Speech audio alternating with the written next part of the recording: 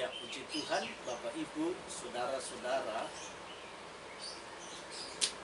Pembacaan parasa kita hari ini masih sempat menyinggung seputaran tentang perayaan.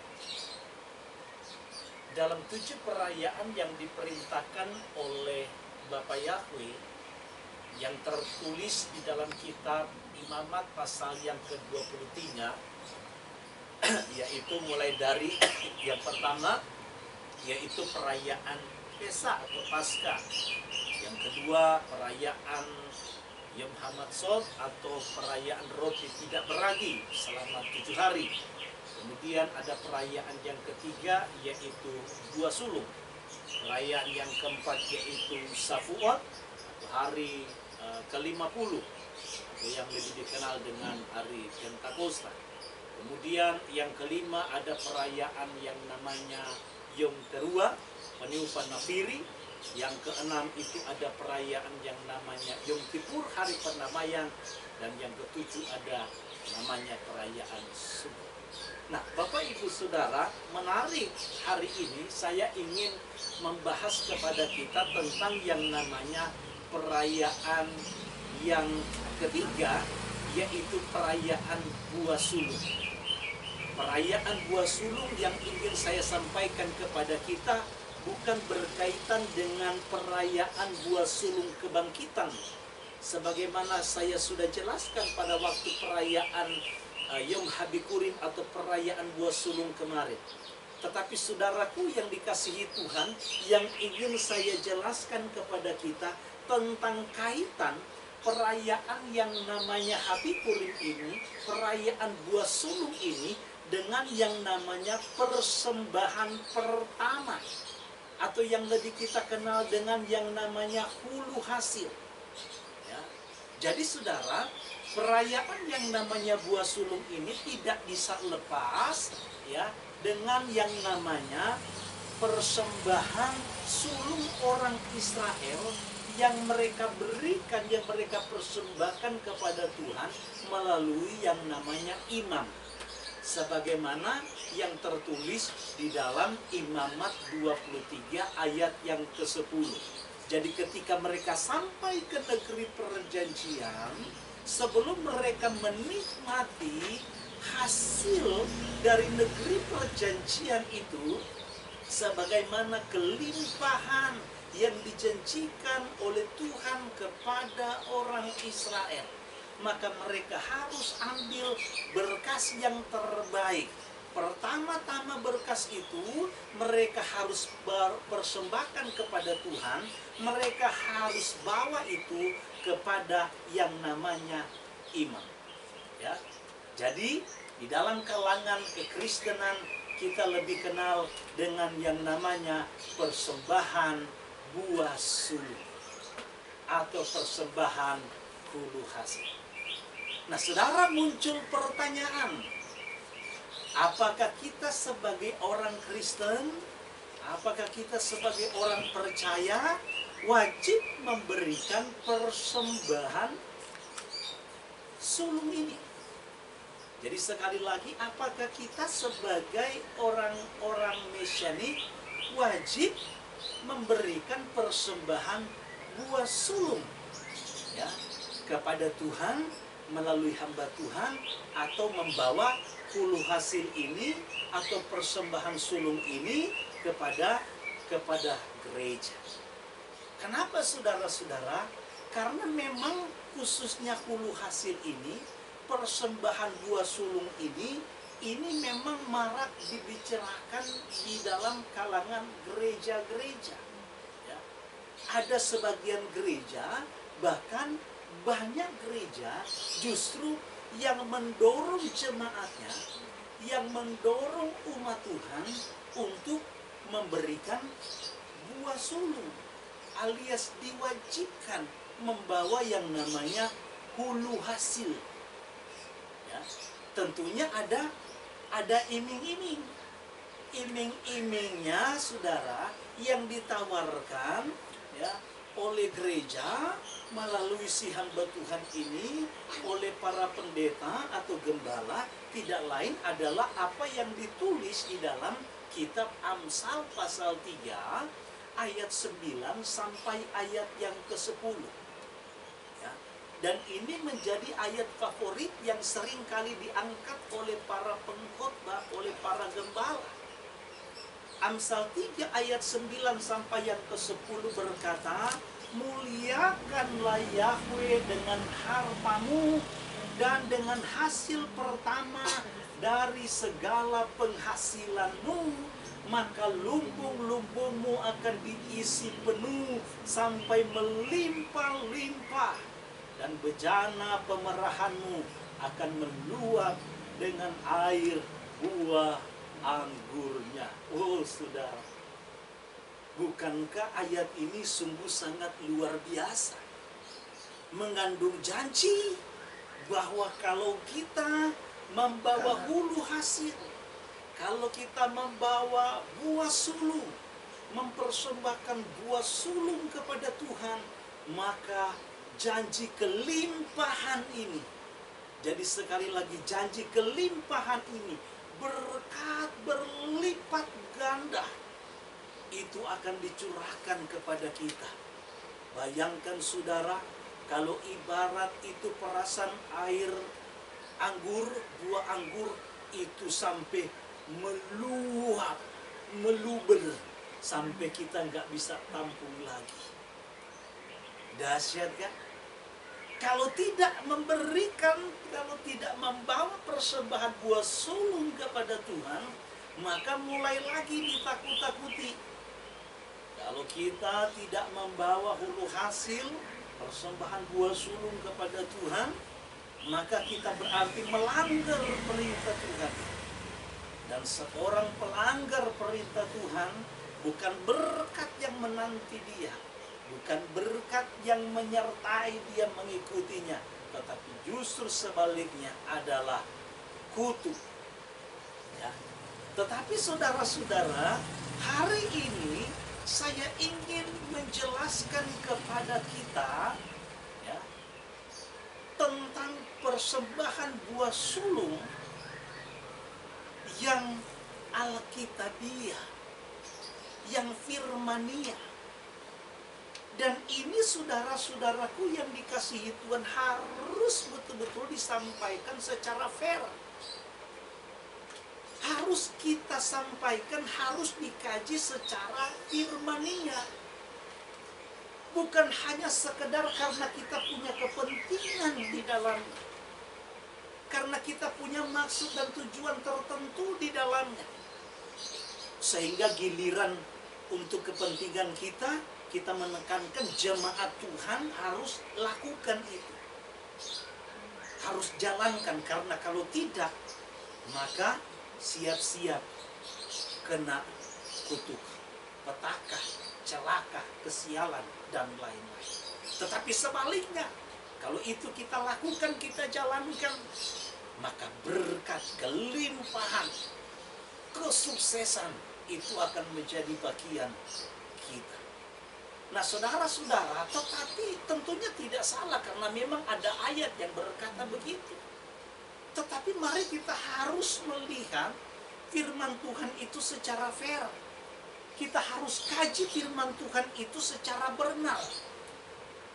Apalagi kalau pemberian buah sulung ini, hulu hasil ini, ya, itu kita kaitkan dengan soal masalah kelimpahan, sebagaimana yang disampaikan oleh Amsal tadi pasal 3 ayat yang ke-9 sampai ayat yang ke-10. Wah, ini bahaya sih. Sangat bahaya. Tanpa kita mengkaji lebih dalam lagi tentang awal mula yang namanya buah sulung itu diperintahkan oleh Tuhan. Nah, saudara-saudaraku yang dikasihi Tuhan, kalau kita melihat Imamat 23 ayat yang ke-10, dan Ulangan 26. Tolong Ibu Gembala bantu saya baca Ulangan 26 ayat 1 sampai 11 sampai yang ke-11 secara cepat. Saudara boleh baca di rumah dan renungkan baik-baik. Ini tentang konsep buah sulung yang saudara harus mengerti, saudara harus paham asal muasal perintah ini diberikan sebenarnya untuk apa. Sebenarnya perintah membawa buah sulung itu tujuannya untuk apa? Ya, tujuannya bukan serta-merta soal kelimpahan. Sekali lagi, tujuan membawa buah sulung itu bukan serta-merta soal masalah berkat berlipat ganda. Bukan. Tolong dibaca Ibu Gembala. Saudara dengarkan baik-baik. Ulangan 26 dari ayat 1. Apabila engkau telah masuk ke negeri yang diberikan Yahweh Tuhanmu kepadamu menjadi milik pusakamu, dan engkau telah menyudukinya dan diam di sana, maka haruslah engkau membawa hasil pertama dari bumi yang telah kau kumpulkan dari tanahmu yang diberikan kepadamu oleh Yahweh Tuhanmu, dan haruslah engkau menaruhnya dalam bakul, kemudian pergi ke tempat yang akan dipilih Yahweh Tuhanmu untuk membuat namanya diam di sana. Dan sesampainya kepada imam yang ada pada waktu itu, haruslah engkau berkata kepadanya, aku memberitahukan pada hari ini kepada Yahweh Tuhan, bahwa aku telah masuk ke negeri yang dijanjikan Yahweh dengan sumpah kepada nenek moyang kita untuk memberikannya kepada kita. Maka imam itu harus menerima bakul itu dari tanganmu dan meletakkannya di depan mezbah Yahweh Tuhanmu. Kemudian engkau harus menyatakan di hadapan Yahweh Tuhanmu demikian, Bapakku dahulu seorang Aram, seorang pengembara. Ia pergi ke Misraim dengan sedikit orang saja dan tinggal di sana sebagai orang asing. Tetapi di sana ia telah menjadi suatu bangsa yang besar, kuat dan banyak jumlahnya. Ketika orang Misraim menganiaya dan menindas kami dan menyuruh kami melakukan pekerjaan yang berat, maka kami berseru kepada Yahweh Tuhan nenek moyang kami. Lalu Yahweh mendengar suara kami dan melihat kesengsaraan dan kesukaran kami dan penindasan terhadap kami. Lalu Yahweh membawa kami keluar dari Misraim dengan tangan yang kuat dan lengan yang teracung, dengan kedahsyatan yang besar dan dengan tanda-tanda serta mujizat-mujizat. Ia membawa kami ke tempat ini dan memberikan kepada kami negeri ini, suatu negeri yang berlimpah-limpah susu dan madunya. Oleh sebab itu, Nah, sampai di situ saja. Saudara boleh baca Ulangan yang ke-26 ini, ya, sampai ayat yang ke-11. Jadi dari sejak awal kalau kita baca Imamat 23 ayat yang ke-10 dan Ulangan 26 ayat 1 dan seterusnya tadi yang sudah kita dengarkan, sejak awal saudaraku, ya, sekali lagi saudara, yang namanya persembahan buah sulung ini atau yang lebih dikenal sebagai hulu hasil itu sama sekali saudaraku tidak ada kaitannya dengan yang namanya kelimpahan, dengan berkat berlipat kali ganda. Kalau kita membawa misalnya 1 karung, kalau kita membawa 1 liter, maka kita akan menerima dari Tuhan 100 karung atau 100 liter. Sejak awal saudaraku perintah ini turun tentang yang namanya persembahan buah sulung tidak ada kaitannya dengan yang namanya kelimpahan. Tetapi saudara-saudaraku, perintah tentang membawa persembahan sulung, ya, ini lebih kepada arah ucapan syukur. Jadi lebih kepada bagaimana orang Israel mengucap syukur atas penyertaan Tuhan kepada nenek moyang mereka, ya, sejak dari mereka keluar dari tanah Mesir sampai saudaraku mereka boleh masuk ke negeri Kanaan, mereka boleh menduduki negeri Kanaan dan boleh menikmati yang namanya janji Tuhan. Jadi saudaraku, persembahan buah sulung ini yang digambarkan, yang dilukiskan, tulisan yang ditulis oleh firman Tuhan dari Imamat 23 ayat 10, Ulangan 26 ayat 1 dan seterusnya, jadi lebih kepada bentuk ucapan syukur orang Israel atas penyertaan dan pemeliharaan Tuhan. Bentuk ucapan syukur orang Israel atas janji Tuhan, bahwa ternyata Tuhan yang berjanji kepada nenek moyang mereka waktu mereka ada di Misraim ternyata memang benar. Bahwa Tuhan yang berjanji itu benar, Dia setia, janjinya iya dan amin. Karena Tuhan bilang Dia akan membawa mereka ke negeri yang penuh dengan kelimpahan. Jadi waktu mereka menikmati benar-benar kelimpahan, wah, mereka bawa ini, saudaraku, berkas ini yang terbaik ya kepada Tuhan melalui iman sebagai bentuk rasa syukur mereka kepada Tuhan. Jadi bukan dibalik. Mereka bukan seperti konsep orang Kristen kebanyakan. Mereka membawa persembahan sulung atau hulu hasil supaya mereka mendapatkan berkat lebih, berkat berkelimpahan, lipat ganda. Bukan, saudara. Justru karena mereka sudah menikmati, justru karena mereka sudah memperoleh, mereka sudah merasakan, maka mereka bawa itu sebagai bentuk rasa syukur mereka kepada Tuhan. Lalu saudaraku, muncul pertanyaan, lalu bagaimana dengan ayat yang ditulis di dalam kitab Amsal pasal yang ketiga ayat yang ke-9 sampai ayat yang ke-10? Nah saudaraku, Amsal pasal yang ketiga ayat yang ke-10 ini kita harus memahami, ya, kita harus memahami cara penulis, ya, cara daripada si penulis. Ya, penulis Amsal ini siapa sih yang kita tahu? Sebagian besar Amsal ini ditulis oleh yang namanya Raja Salomo. Raja Salomo pun dia bukan orang yang tanpa ada cacat celah.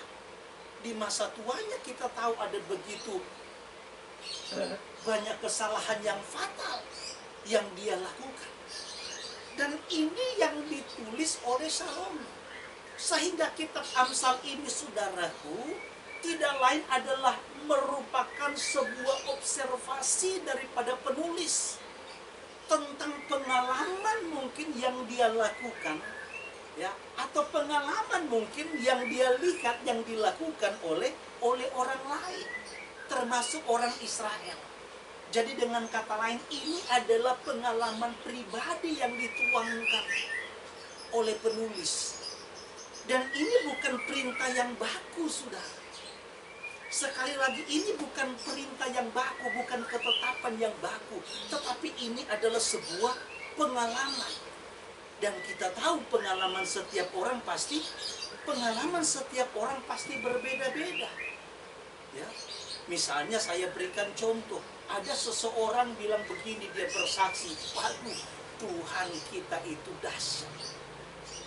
Dia memberikan kepada kita, Dia memberikan kepada saya sesuai dengan apa yang saya rindukan, apa yang saya gumulkan. Lalu lanjut dia bersaksi.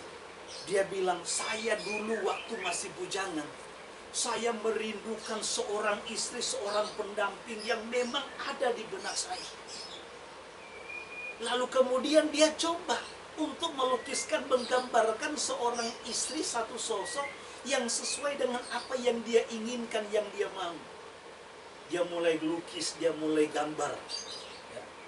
Dia gambar rambutnya, ya dia suka yang beroval, ya yang agak keriting. Hidungnya mancung, kulitnya agak coklat. Ya. Dia pikir sedemikian rupa. Waktu jadi, waduh, dia lihat gambar dia, lukisan dia ini bagus. Dan dia doakan.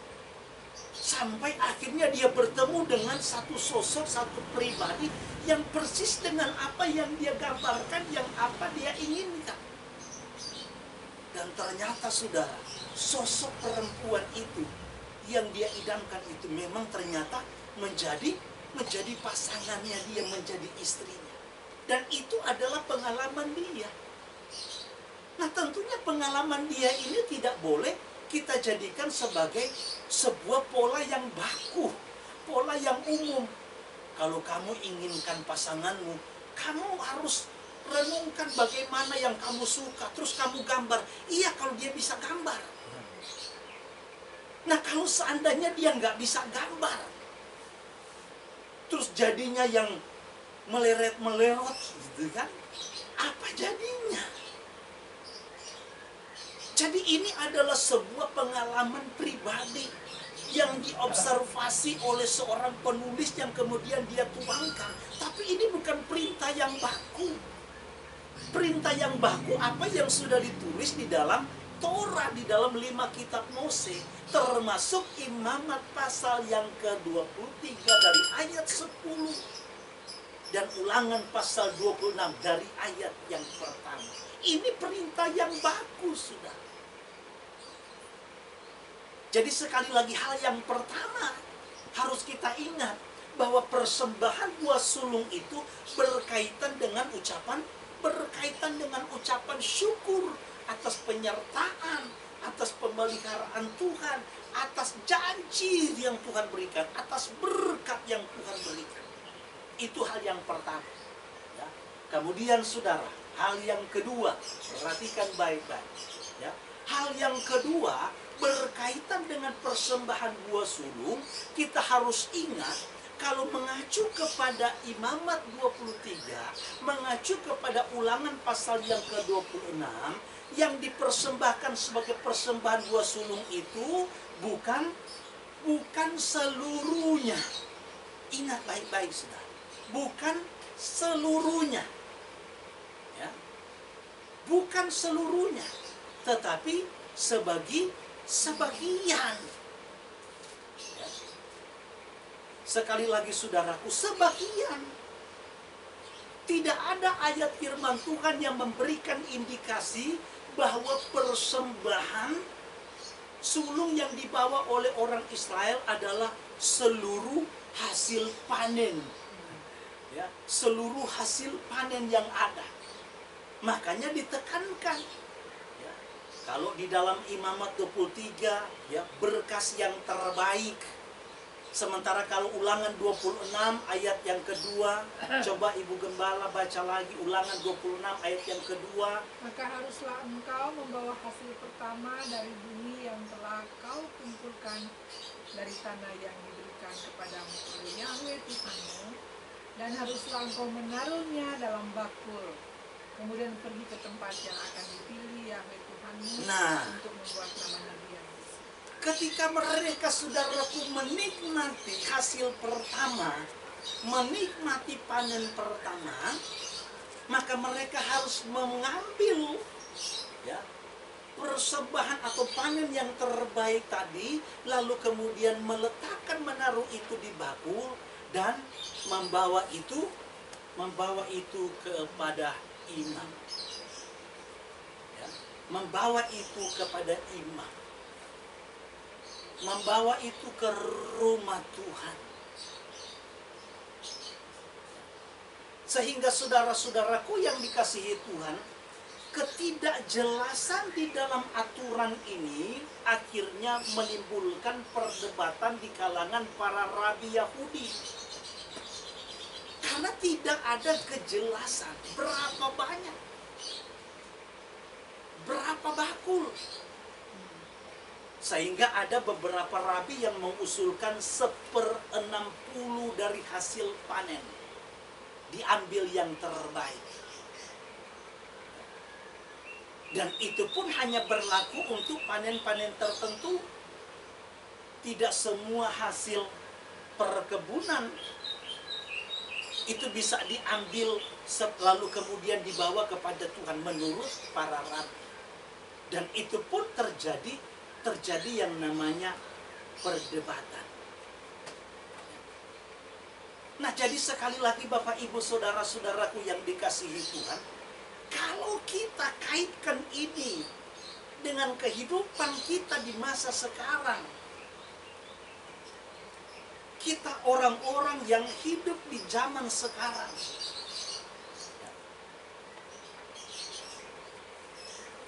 Dalam perintah imamat 23 ayat yang ke-10 yang namanya berkas yang terbaik. Dan berkas itu harus dihujukan oleh imam. Jadi imam harus pegang berkas itu. Kira-kira berapa banyak? Ya.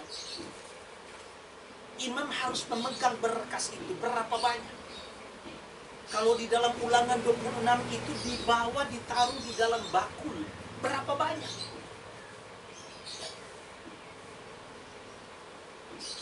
Beda dengan yang namanya perintah Tuhan berkaitan dengan yang namanya perpuluhan. Kalau perpuluhan itu sudah jelas. Persentasenya jelas, 1/10. 1/10 dari hasil. Kalau misalnya kita panen padi 10, dapatnya 10 karung, berarti 1 karung buat Tuhan. 1 karung saya bawa untuk rumah Tuhan, untuk pekerjaan Tuhan. Kalau seandainya 1/10, jelas takarannya. Tapi kalau buah sulung, hulu hasil, berapa banyak? Kalau kita bicara panen, kalau kita sebagai seorang petani, berapa banyak? Ya kan? Kan ini menimbulkan pertanyaan yang sesungguhnya harus dijawab juga oleh hamba Tuhan. Jangan karena ketika kita punya kepentingan, terus lalu kita bilang semua hasil pertama. Nggak ada ayatnya. Tidak ada firman Tuhan secara eksplisit. Jangankan yang namanya tersurat, tersirat aja tidak ada. Semua hasil ladang harus dibawa ke rumah Tuhan. Harus dipersembahkan kepada Tuhan. Sementara ayat firman Tuhan tidak ada. Kalau kita kaitkan dengan kehidupan kita di masa sekarang, yang mungkin pekerjaan kita bukan seorang petani, yang menerima gaji bulanan, akhirnya menimbulkan pertanyaan, apakah semua gajinya? Apakah semua gaji pertama? Kalau seandainya tidak, seandainya bukan semua gaji pertama, lalu berapa persen? Ini kan menimbul pertanyaan karena memang di dalam perintah miswat yang tertulis di dalam baik imamat maupun ulangan tidak ada yang namanya persentase.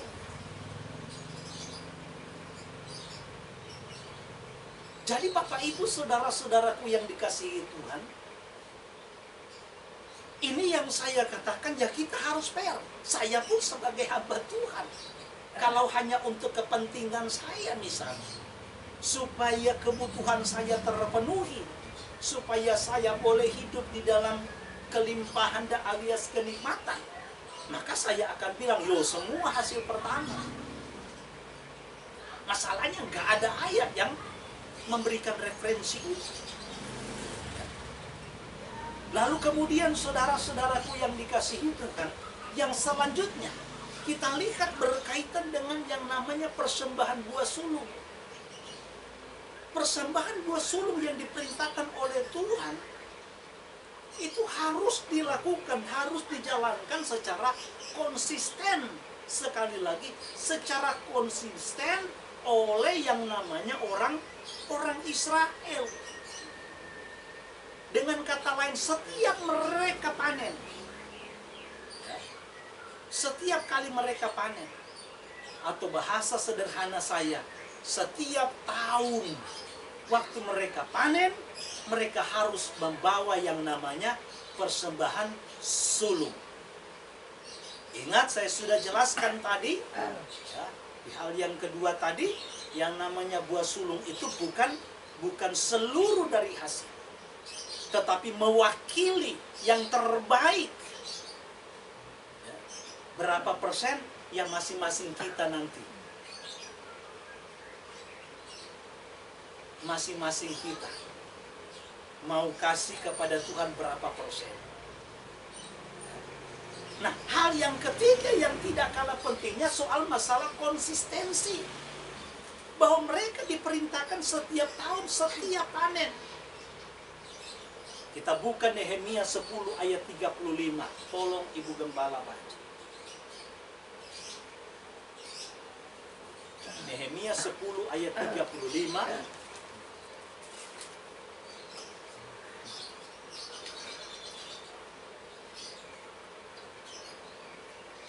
Lagi pula, setiap tahun kami akan membawa ke rumah Yahweh hasil yang pertama dari tanah kami dan buah sulung segala pohon. Saudara perhatikan, setiap tahun mereka akan membawa hasil yang pertama ke rumah Tuhan. Ya. Setiap tahun mereka akan membawa hasil yang pertama kepada Tuhan. Jadi setiap tahun, saudara. Ya. Kemudian Keluaran 23 ayat 19.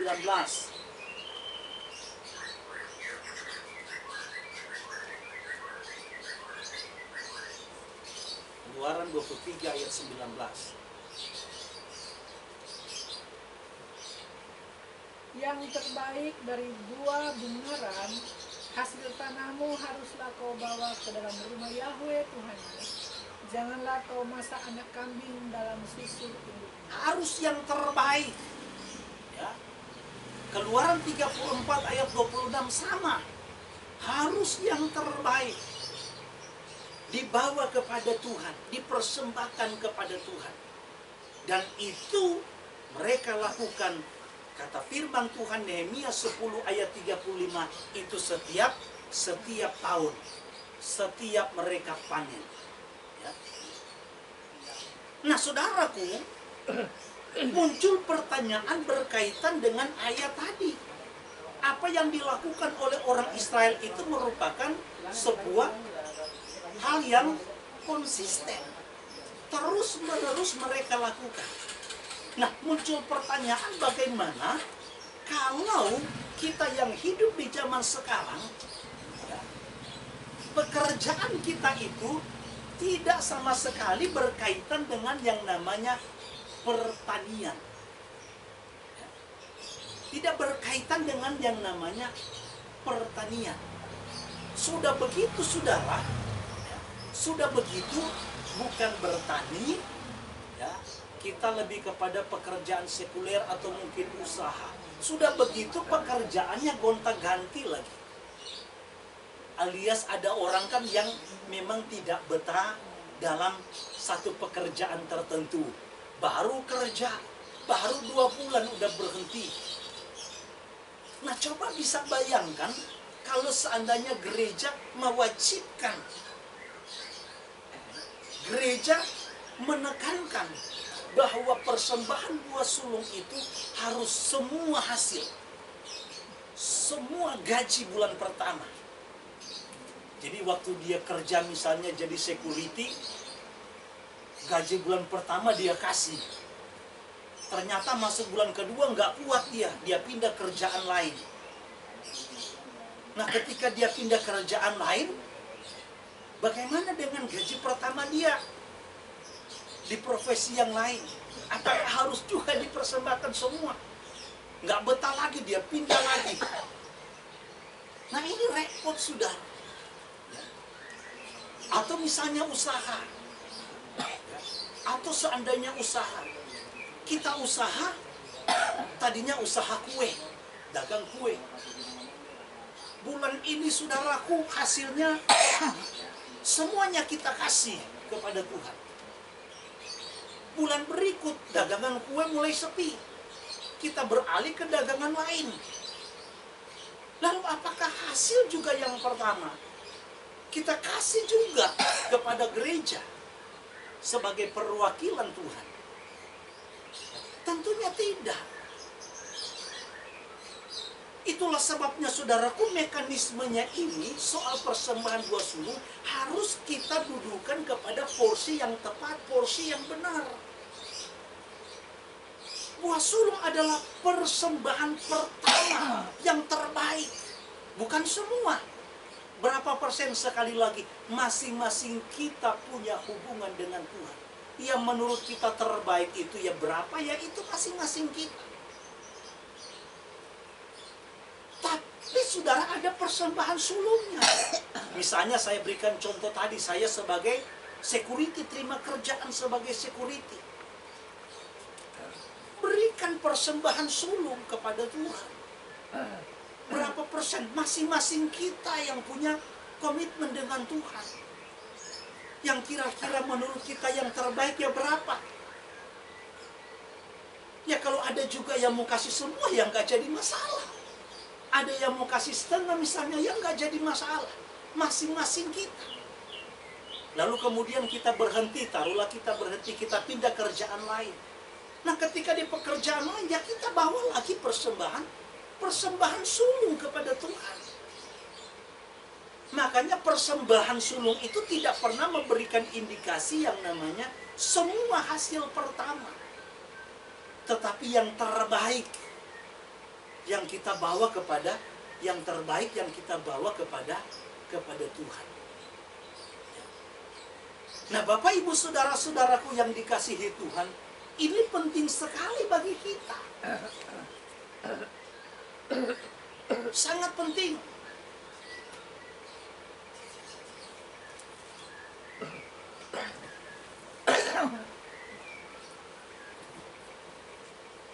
Nah jadi Bapak Ibu saudara-saudaraku yang dikasihi Tuhan, hal inilah yang perlu kita kaji,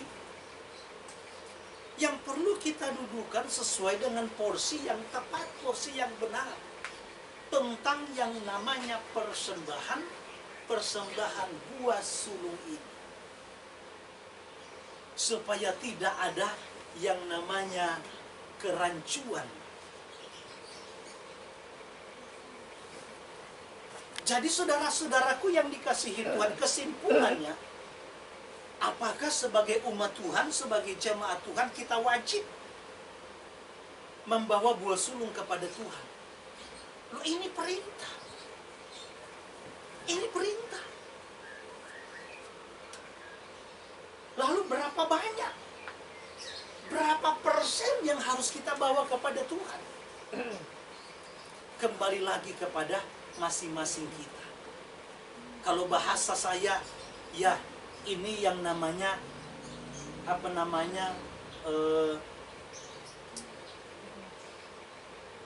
sesuai dengan apa yang Tuhan taruhkan kepada kita.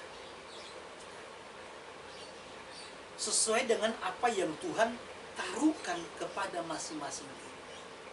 Kira-kira menurut kita yang terbaik buat Tuhan itu berapa?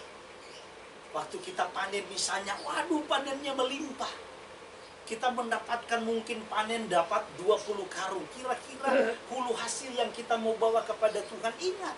Jadi hulu hasil itu sebagai sebuah bentuk persembahan sulung, itu sebagai bentuk rasa syukur kita kepada Tuhan. Makanya sebelum yang lain kita buat yang untuk yang lain, apa untuk kita, ya, sebelum kita nikmati, sebelum kita makan, kita utamakan Tuhan dulu. Kita prioritaskan Tuhan dulu.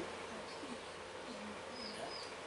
Misalnya, waduh ini panennya melimpah. Ya sudah, kita panen dulu yang terbaik 1 karung misalnya. Ya. Kemudian kita persembahkan itu kepada Tuhan sebagai persembahan sulung. Baru kemudian panen selanjutnya itu untuk kita. Nah, Bapak Ibu saudara-saudaraku yang dikasihi Tuhan, jadi kalau ada orang, ada seorang pengkhotbah, ada seorang pendeta menyampaikan firman Tuhan tentang persembahan buah sulung, lalu dikaitkan erat dengan soal masalah kelimpahan yang akan kita nikmati, maka saya, saudaraku, sekali lagi berkata bahwa ini kurang firmania, ini kurang alkitabiah. Ya.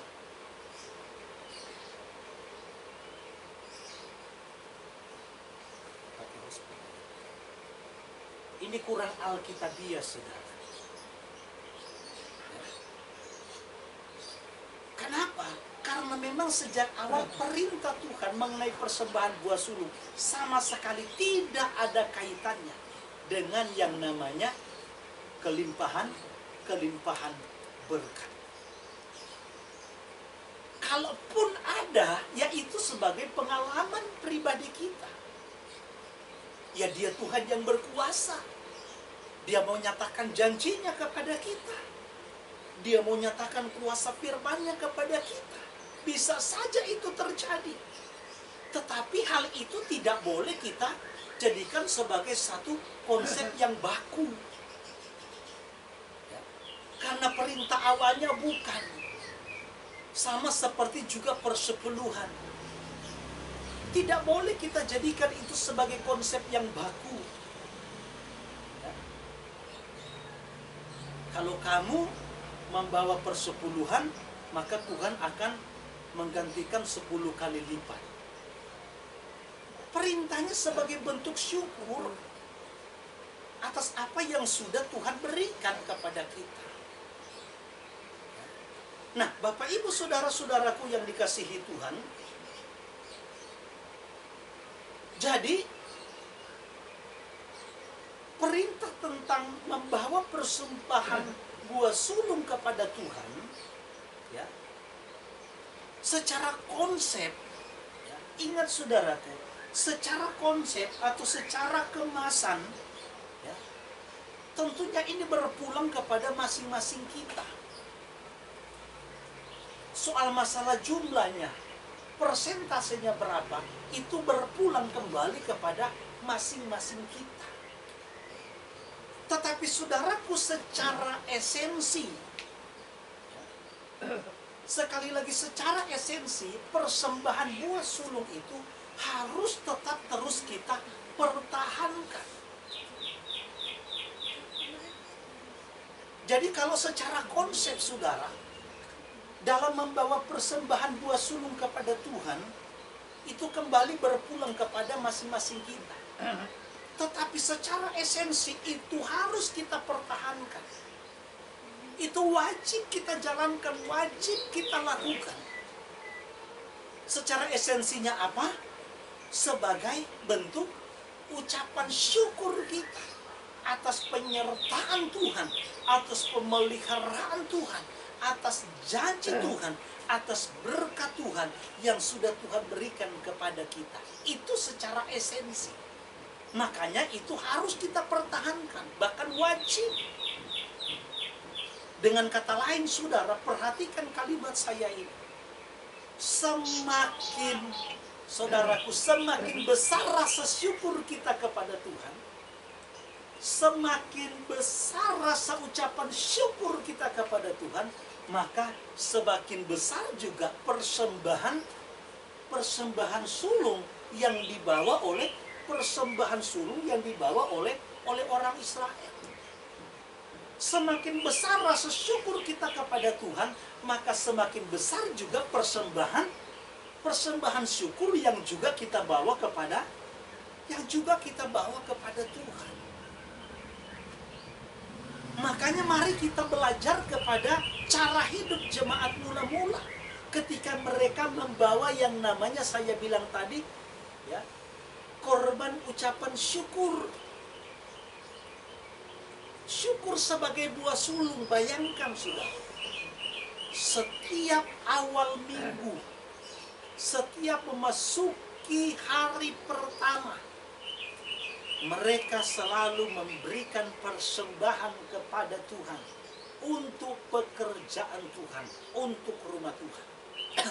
1 Korintus pasal 16 ayat yang kedua. Mari kita lihat sama-sama 1 Korintus 16 ayat yang kedua. Tolong Ibu Gembala bantu saya untuk baca.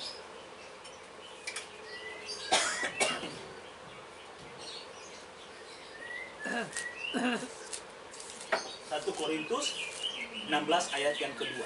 Perhatikan baik-baik, saudara. Pada hari pertama dari tiap-tiap minggu, hendaklah kamu masing-masing, sesuai dengan apa yang kamu peroleh, menyisihkan sesuatu dan menyimpannya di rumah, supaya jangan supaya jangan pengumpulan itu baru diadakan kalau aku datang. Ayat selanjutnya, Sesudah aku tiba, aku akan mengutus orang-orang yang kamu anggap layak dengan surat ke Yerusalem untuk menyampaikan pemberianmu. Kalau ternyata penting, saudara perhatikan baik, setiap hari pertama katanya minggu itu. Jadi setiap awal minggu kamu harus menyisihkan katanya. Sekali lagi setiap awal minggu kamu harus menyisihkan katanya, yaitu persembahan. Setiap awal minggu. Bukan setiap awal bulan, bahkan setiap awal minggu. Ya. Harus menyisihkan. Ya kalau orang mungkin gajiannya bulanan, ya berarti setiap awal bulan. Bahasa lebih tegas lagi, setiap kamu gajian, waduh saudara, kamu harus menyisihkan katanya persembahan.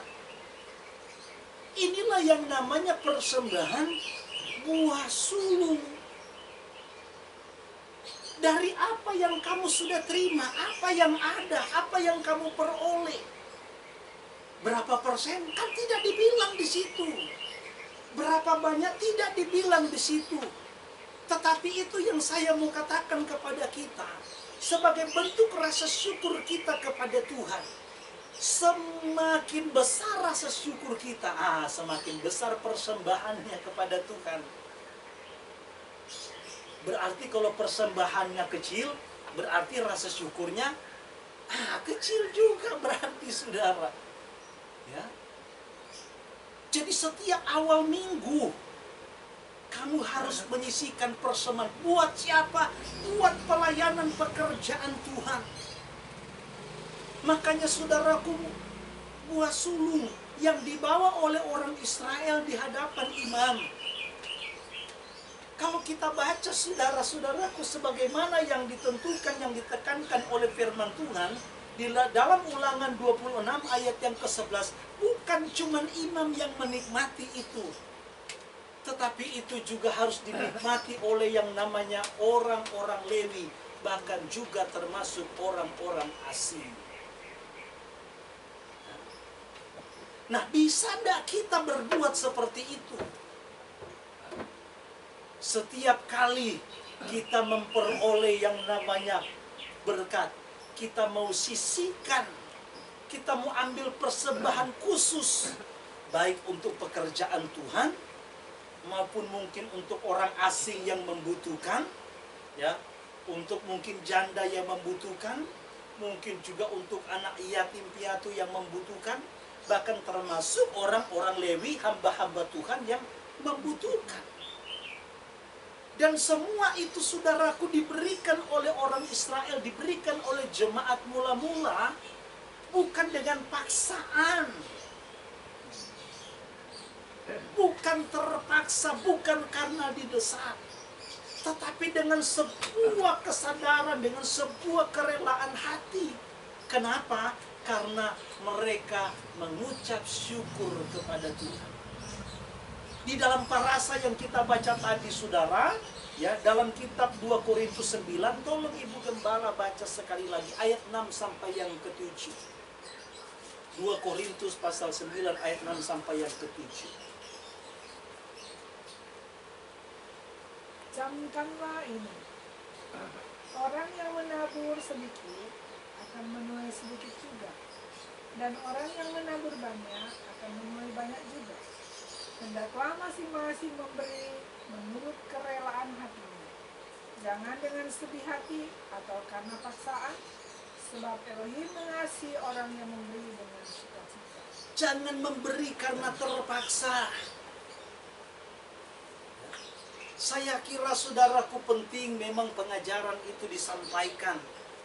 Baik itu menyangkut tentang soal persembahan, ya penting harus. Tetapi bukan setiap minggu Pak Gembala khotbahnya tentang persembahan, setiap minggu tentang perpuluhan, minggu berikut tentang hulu hasil, minggu berikut tentang apa lagi, Ya pokoknya berkaitan dengan persembahan. Ini mah seolah-olah kita memaksa jemaat Tuhan untuk sadar, untuk memberi. Tidak. Firman Tuhan menegaskan kepada kita, bahkan kehidupan jemaat mula-mula kalau kita baca di dalam kitab Kisah Para Rasul, bagaimana mereka dengan rela hati, saudara. Mereka dengan sukarela mau memberi. Baik untuk pekerjaan Tuhan, untuk hamba Tuhan, untuk orang miskin, orang yang berkekurangan, yang membutuhkan. Sampai kalau kita baca dalam kitab Kisah Para Rasul sana, sampai ada yang rela menjual rumahnya karena mungkin punya rumah lebih, menjual tanahnya karena mungkin tanahnya lebih. Dan diatur sedemikian rupa oleh para diaken, para pelayan meja. Untuk apa? Untuk bisa dapat membantu, dapat membagi, dapat menyalurkan ya, dana yang ada ini sesuai dengan kebutuhan para umat-umat Tuhan, orang-orang percaya. Itulah sebabnya Bapak Ibu Saudara-saudaraku yang dikasihi Tuhan, melalui Midras hari ini kita mau diingatkan oleh Tuhan betapa Tuhan sudah berkorban untuk kita dan memberikan hidup kepada kita. Betapa Tuhan menyertai dan memelihara kita. Buktinya sampai hari ini kita boleh ada.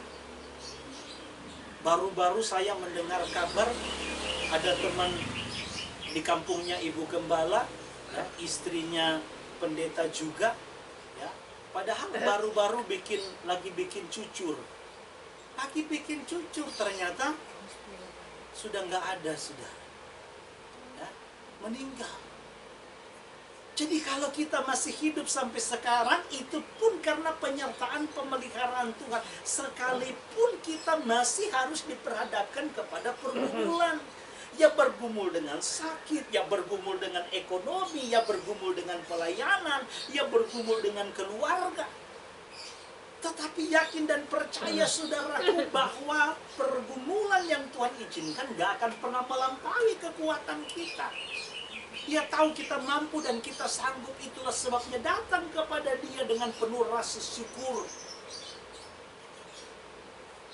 Jangankan kita ini mau kamuflase Tuhan, seluruh hidupku kuberikan kepada Tuhan. Kadang waktu kita saja berat untuk kita berikan kepada Tuhan. Maka sekali lagi saya mau tekankan, renungkan kalimat ini saudara. Semakin besar rasa syukur yang dimiliki oleh orang Israel, maka semakin besar juga penghargaan mereka kepada Tuhan. Semakin besar juga persembahan mereka kepada Tuhan. Semakin kita saudaraku menghormati dan menghargai Tuhan di dalam hidup kita, menjadikan Dia sebagai penguasa, raja satu-satunya yang berdaulat atas hidup kita, maka semakin kehidupan kita ini akan ditata, diatur oleh Tuhan. Hidup kita akan dibuat oleh Tuhan untuk bagaimana cara kita menghargai dan menghormati Tuhan.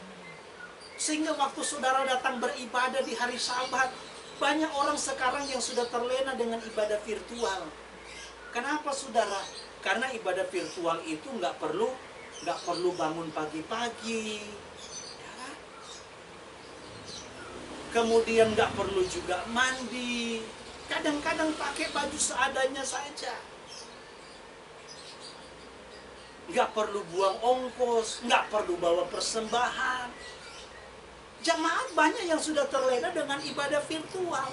Sehingga ketika ada ajakan untuk ibadah tatap muka, udah malas. Maka saya kembali lagi tekankan kepada kita, cara kita bersikap kepada Tuhan itu tergantung seberapa besar kita menghargai dan menghormati Dia. Kalau saudara lihat, ya, di rumah pastori ini di belakang saya ada horden. Ya. Sebenarnya di belakang juga saudara nggak jelek-jelek amat tuh. Bagus sebenarnya, banyak hiasan. Ya. Tetapi Ibu Gembala berusaha melakukan yang terbaik untuk Tuhan. Ya. Kalau saudara lihat di samping-samping kita sampai ditaruh horden, ya, lemarinya ditutup dengan kain. Semua diatur yang rapi. Padahal yang ibadah ya orang-orang rumah aja. kita aja yang ada di pastori yang ibadah. Ya. Kalau mau dipikir saudara, mau dagingnya kita, ngapain sih mesti repot-repot pakai karpet loh saudara? Kita yang beribadah di sini pakai karpet merah. Hordennya horden merah. Rapi saudara, dipel semua. Padahal yang ibadah nggak ada orang lain. Nah ini kita tunjukkan bagaimana kita mau menghormati dan menghargai Tuhan. Bukan soal siapa yang datang, tetapi Tuhan yang maha hadir, yang hadir, yang datang ke tempat ini. Sehingga kita menyambutnya saudaraku, kita berikan yang terbaik. Di rumah di sini orangnya pakai rapi semua, sama seperti yang ibu dan bapak-bapak yang buka videonya. Nah, ini kalau yang tidak buka videonya ini saya ragukan, masih tanda tanya. Dia mandi apa enggak? Dia pakai baju rapi apa enggak? Dia duduk rapi apa selonjoran sambil tiduran? Ya saya juga nggak ngerti, hanya Tuhan yang tahu. Tapi yang jelas saudara, saya mau memotivasi kita, cara kita menghargai dan menghormati Tuhan itu ditunjukkan melalui sikap kita. Maka onsen dan omong kosong saudara. Kalau kita bilang mencintai dan menghargai Tuhan, tetapi kalau kita datang kepada Tuhan tidak dengan sebuah bentuk penghormatan, itu rasanya omong kosong. Itulah sebabnya mari kita menjadi orang-orang yang semakin sadar, semakin ditata hidup kita untuk semakin selaras dengan apa yang Tuhan inginkan. Maka saudaraku yang dikasihi Tuhan, lebih daripada semua itu, persembahkanlah hidup kita sebagai korban yang hidup, kudus, dan yang berkenan kepada Tuhan. Kiranya Bapak Yahweh, sumber berkat, sumber kehidupan dan keselamatan yang akan senantiasa mengaruniakan itu bagi kita semua yang mau meresponi, merenungkan firman Tuhan, dan menjalankan dalam hidup kita. Tuhan memberkati kita semua. Haleluya. Mari saat ini kita